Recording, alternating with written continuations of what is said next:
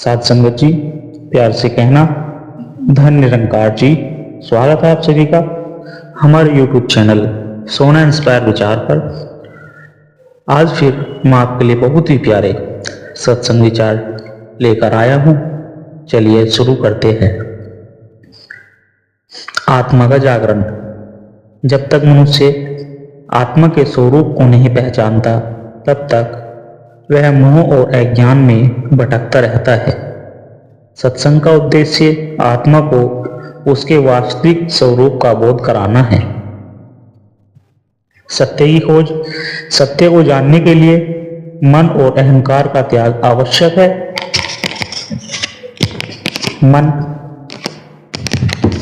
जब तक मनुष्य स्वयं को शरीर समझता रहेगा तब तक सत्य की अनुभूति नहीं होगी।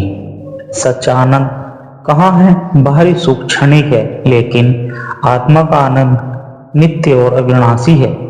यह आनंद केवल भक्ति, ध्यान और सत्संग से प्राप्त होता है। मन को वश में करना। मन को नियंत्रित किए बिना आत्मा साक्षात्कार असंभव है। जैसे वायु को बांधना कठिन है, वैसे ही मन को वश में करना कठिन है, लेकिन साधना और सत्संग से यह संभव है। गुरु की महिमा। गुरु बिना ज्ञान संभव नहीं। गुरु ही वह दीपक है जो हमारे भीतर के अहंकार को मिटाकर अज्ञान का प्रकाश फैलाते हैं। मोह और माया से मुक्ति। माया से ग्रसित मनुष्य सदा दुखी रहता है। जब हम माया के प्रभाव को समझकर उससे ऊपर उठते हैं तभी वास्तविक शांति मिलती है। सेवा और परोपकार। असली भक्ति वही है जो सेवा और परोपकार के रूप में प्रकट होती है। निस्वार्थ सेवा ही ईश्वर की सच्ची पूजा है। जीवन और मृत्यु का रहस्य। जीवन और मृत्यु के चक्कर को समझे बिना मनुष्य सदा भयभीत रहता है। आत्मा न जन्म लेती है न मरती है, वह सदा शाश्वत है। यह ज्ञान ही मोक्ष का द्वार खोलता है। भक्ति का महत्व। जो प्रेम और श्रद्धा से भगवान का स्मरण करता है वह हर परिस्थिति में आनंदित रहता है। सच्ची भक्ति बिना किसी स्वार्थ के होती है। ध्यान और मौन की शक्ति। शब्दों से अधिक मौन शक्तिशाली होता है।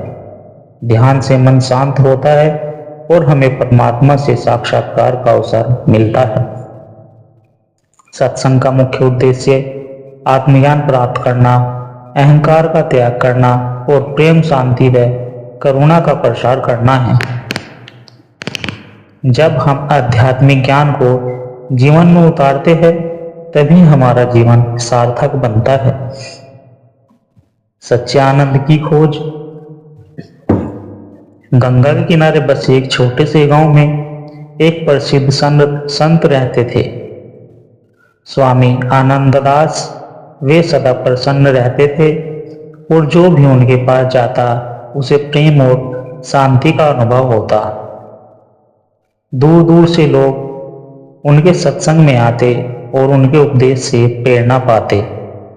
सांसारिक सुख क्षणिक है। एक दिन एक धनी व्यापारी संत के पास आया। उसने कहा, गुरुदेव, मेरे पास अपार धन दौलत है, परंतु फिर भी मन अशांत रहता है। मैं हर प्रकार का सुख भोग चुका हूं, फिर भी हृदय में अजीब सी खालीपन की अनुभूति होती है। कृपया मुझे शांति का मार्ग दिखाएं। स्वामी आनंददास मुस्कुराए और बोले, बेटा, एक काम करो। गांव के बाहर एक गरीब किसान रहता है। वह दिन भर खेत में काम करता है, परंतु उसे देखो कितना प्रसन्न रहता है। तुम एक दिन उसके पास बिताओ और फिर मुझसे मिलो। व्यापारी को यह सुनकर अचरज हुआ, लेकिन वह किसान से मिलने चला गया। किसान ने उसे अपनी झोंपड़ी में स्वागत किया, सदा भोजन कराया और रात में खुले आकाश के नीचे चैन की नींद ली। अगली सुबह व्यापारी ने देखा कि किसान के पास न कोई धन था न ऐसो आराम, फिर भी वह हर क्षण आनंद में रहता। जब व्यापारी लौटकर संत के पास पहुंचा तो बोला, गुरुदेव, यह तो अजीब बात है। मेरे पास इतनी संपत्ति है, फिर भी मैं दुखी हूं, और वह किसान जिसके पास कुछ भी नहीं, वह इतना खुश कैसे? स्वामी आनंददास बोले, क्योंकि उसका सुख बाहरी वस्तुओं पर निर्भर नहीं, बल्कि उसके भीतर है। दूसरी सीख, असली सुख भीतर है। कुछ दिन बाद स्वामी जी ने व्यापारी को एक और कार्य सौंपा। उन्होंने कहा, अब तुम कुछ दिन आश्रम में रहो, मौन साधना करो और आत्मवीक्षण करो। व्यापारी आश्रम में रुका, धीरे धीरे ध्यान करने लगा, भक्ति और सेवा में समय बिताने लगा। पहले तो उसे कठिनाइयां हुई, लेकिन धीरे धीरे उसके मन में शांति आने लगी। उसे अनुभव हुआ कि जब वह बाहर की वस्तुओं और इच्छाओं से मुक्त होता है तो भीतर एक गहरा आनंद जागृत होता है। कुछ हफ्ते बाद उसने संत से कहा, गुरुदेव, अब मैं समझ गया हूं कि सच्चा सुख न तो दौलत में है, न ऐशो आराम में। यह तो हमारे मन की अवस्था पर निर्भर करता है। स्वामी आनंददास मुस्कुराए और बोले, बेटा, ठीक कहा। जो आनंद आत्मा में है वह भारी वस्तुओं से नहीं मिलता। धन, यश और सुख सुविधाएं क्षणिक है, लेकिन आत्मज्ञान का आनंद नित्य और अविनाशी है। तीसरी सीख, सेवा और परोपकार का आनंद। व्यापारी ने संकल्प लिया कि वह अपने जीवन को सेवा और परोपकार में लगाएगा। उसने अपनी संपत्ति का एक बड़ा भाग गरीबों के कल्याण के लिए दान कर दिया और स्वयं भी आध्यात्मिक साधना में लग गया। कुछ वर्षों बाद वही व्यापारी जो कभी अशांत रहता था, अब संतुष्ट और आनंदित रहने लगा। स्वामी आनंददास ने आशीर्वाद दिया और कहा, जो दूसरों की सेवा करता है वह अपने भीतर ईश्वर को महसूस करता है। यही सच्चा आनंद है। साथ संगत जी, इस कहानी से हमें यह सीख मिलती है कि बाहरी वस्तुओं से सच्चा सुख नहीं मिलता, असली आनंद भीतर ही होता है।